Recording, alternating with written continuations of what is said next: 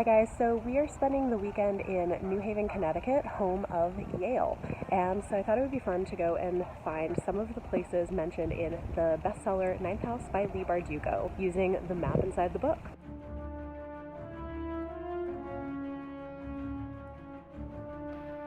By the time Alex managed to get the blood out of her good wool coat, it was too warm to wear it.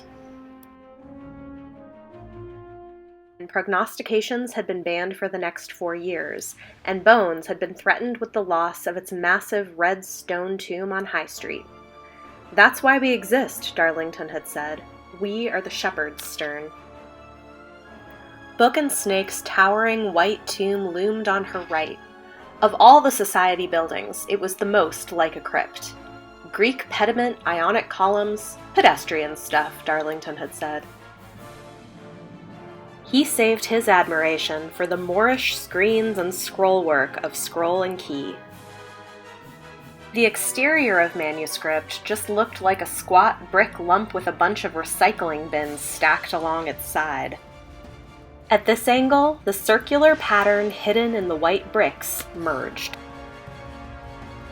The Wolf's Head tomb was only a few doors away from the Hutch, a grand gray manor house fronted by a scrubby garden and surrounded by a high stone wall. Each built their tomb over a nexus of power, except for Berzelius, and no one cares about Berzelius. Actually, nothing was sadder than the St. Elmo house on Linwood, with its stained carpet and sagging stairs and roof spiked with tilting weather vanes. The Hutch was closer to Alex's dorm and most of her classes, but it was just a shabby, comfortable set of rooms above a clothing store, always stocked with bags of chips and Darlington's protein bars, a place to stop in and take a quick nap on the badly sprung couch. They had arrived at Bastone, Lethe House, 3 stories of red brick and stained glass built by John Anderson in 1882 for an outrageous sum and then abandoned barely a year later. It was a city house, bracketed closely on both sides by other properties, tall but contained in its grandeur. The prognostication had already begun. Alex entered the old operating theater as quietly as she could. The room was a windowless chamber sandwiched between the lecture hall and a classroom that grad students used for discussion sections. It was a forgotten remnant of the old medical school. He was the namesake for St. Elmo's fire and for the society that had once been housed in Rosenfeld Hall's Elizabethan towers. The red brick building was used for offices and annex space now and was locked at night, but Darlington had a key.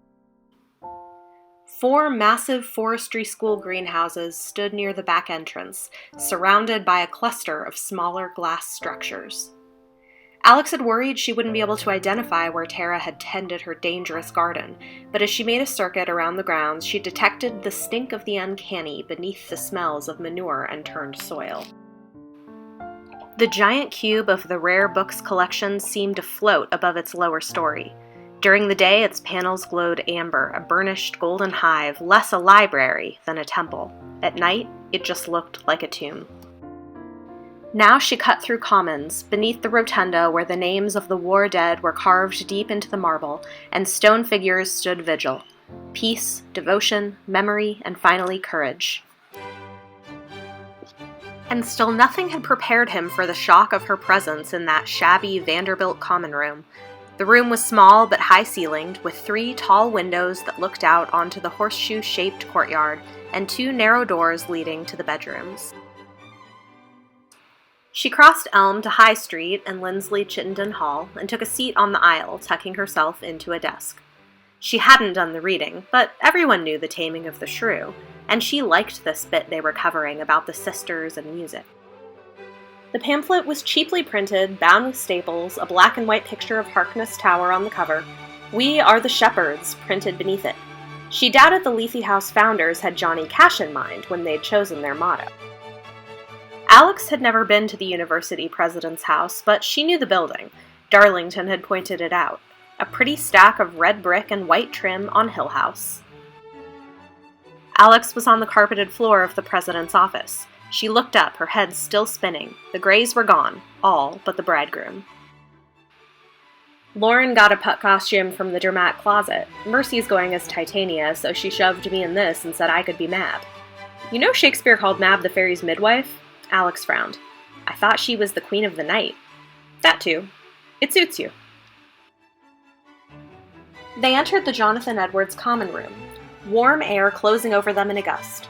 Winter light slatted over the leather couches and watery squares, all of it a coy, falsely humble prelude to the soaring rafters and stone alcoves of the dining hall.